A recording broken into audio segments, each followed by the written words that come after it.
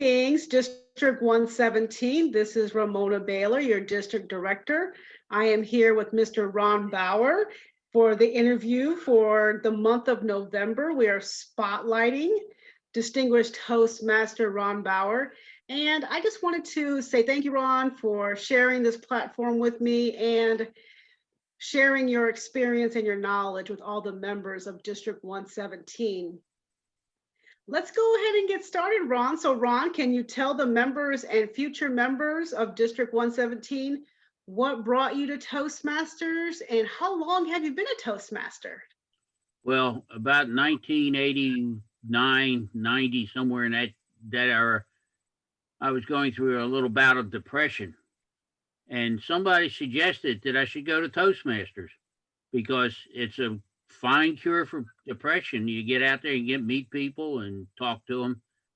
So he took me along. He was a Toastmaster himself. He's since gone separate ways from us, but he took me to my first Toastmasters meeting, and I haven't missed one since. Wow, 1989. Wow. Thank you, Ron, for one, for your service, and then two, for your service to Toastmasters. So you joined Toastmasters in 1989. I understand that you have some leadership history as well in Toastmasters. Can you share that with the Toastmasters? Well, yes, I can. I basically, right after I got into the club, unfortunately, our vice president of education passed away unexpectedly. She was a very young lady, but she had a chronic problem. So they were looking for somebody to be the vice president of education. And since I have a background in education, and that's what I was doing at the time in my private life, I just jumped into it. Next thing I know, I became an area governor. Then I became a division governor. Then I became the lieutenant governor for marketing and education, or marketing. Yeah, lieutenant governor of marketing under Rick Reese. He was the district governor at the time. And I skipped the education lieutenant governor. And the next year, I went to a meeting and we had a problem that particular year. It was the year 2004. We had four district governors in District 37 at the time, and it was confusing, and there was a lot of problems. And DTM, past international director Jay Nodine, said, "Hey, we need somebody to be the district governor. Since nobody will volunteer, let's pick the biggest nobody we know. Hey, Ron, you want to be the district governor?" And I said, "Yeah, I'll give it a try." But that's the way he was. I mean, he meant no disrespect towards me, but that was Jay Nodine. Anybody that didn't know him missed a great person. But I got elected, and we got everything straightened out, and things were on the road since then. So that's the story of my life, and I'm sticking to it. Okay, thank you so much. And you sound like you had quite a bit of experience though in district leadership, area governor, division governor, the other position that you mentioned. What did you learn being a district leader? What can you share with the young Toastmasters, the future leaders of the district, of things that you learned as a district leader? Well, the one thing I didn't mention is I also held every position in the club also at one time or another. But what I can share with them is it's the same thing that you talk about when you trying to get them to speak.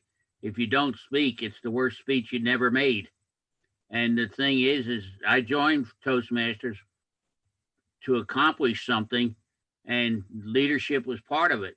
So I just went ahead and said, well, let me do the best I can on here. And my main goal was to help other people come along in the program, and I'm still doing that. I have a firm appreciation for new members and trying to get them going in the right direction. Thank you. Thank you. And exactly what you said, that we grow as individuals and we grow as leaders in Toastmasters. So thank you for speaking about the leadership side. Can you speak a little bit more about the communication side, and someone that has just joined Toastmasters that's wondering, is this really an organization that I want to be a part of? What can you share with them?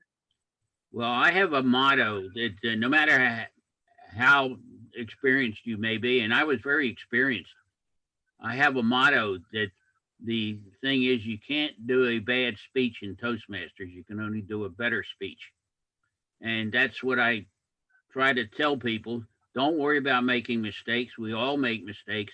And if you go ahead and pursue the program, you will find out the cure for those mistakes and it'll give you opportunities. And the big thing about Toastmasters is take the opportunity to speak in public whenever possible. And when I was working in the Pentagon, I got called down to the tank one day. Unbeknownst to me, I had to brief the Joint Chiefs of Staff and President Bush to get to pick a general, and I didn't know it. And I pulled out every stop I had in my Toastmasters repertoire, and I didn't get fired, so I guess I did okay. So, Wow, Ron, I don't think I've ever heard that story. I hope you've done a speech on that, but it's interesting to hear how you utilize your Toastmasters repertoire and you still had a job. So you mhm. know that Toastmasters works. How can you well, let me go back and maybe that little sentence can be deleted from our PRM. How did Toastmasters help you personally? You started out sharing the story about depression. Did you see yourself growing and coming out of that depression? How long did it take and how did Toastmasters impact your life personally? Well, it was a Wednesday night. I went there, and the next Wednesday night I went back, and I was just hooked at that point. I just like I say, I've never missed a meeting at least once a week since I've joined. I might have been in other places. I went to other clubs. I was in other Mhm. states. I was in the hospital. I had heart surgery. The next morning they had a Toastmasters meeting around the hallway, and I went to that. So it was Wow. it was just one of those things that I just enjoyed doing it. And every time I went there, it was a challenge to do it right. Thank you. And then finally, Ron, thank you so much for your time, but I just wanted to give you the opportunity to empower and excite the members that are kind of pulling back a little bit from Toastmasters because of COVID-19. They don't feel comfortable in this box. Can you share with them how important it is to stay engaged in their Toastmasters club? But when I first started doing Zoom, these virtual meetings, I said this is going to be tough. It may turn out to be a disaster. But what I found is that as I looked around, corporate entities are using Zoom meetings all the time. It saves airplane fares between California and New York. And people are involved in this quite a bit. And we, uh, we have taken to Zoom as a way of keeping us together despite the COVID virus. And we still have opportunities on an individual basis to team up with each other. And it's not like you got to lock yourself in a closet and never come out.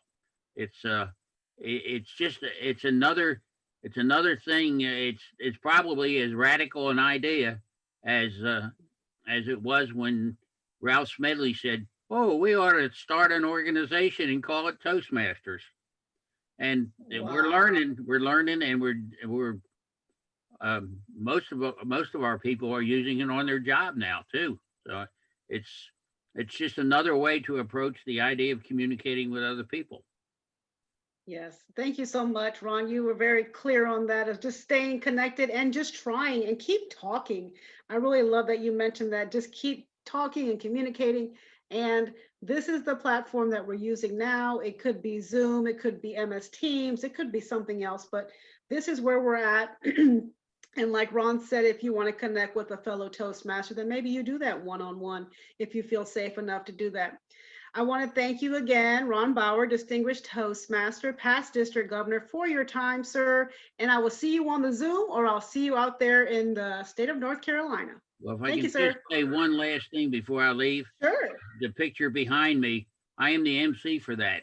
37 years I've been involved with the Beirut Memorial, and I got the job because of my Toastmaster skills. So, There you go, ladies and gentlemen. Your Toastmaster skills can take you anywhere in the world. And thank you, Ron, again for sharing your time. It was lovely talking to you, and I'll see you on the Zoom. Well, thank you for asking me to be here tonight.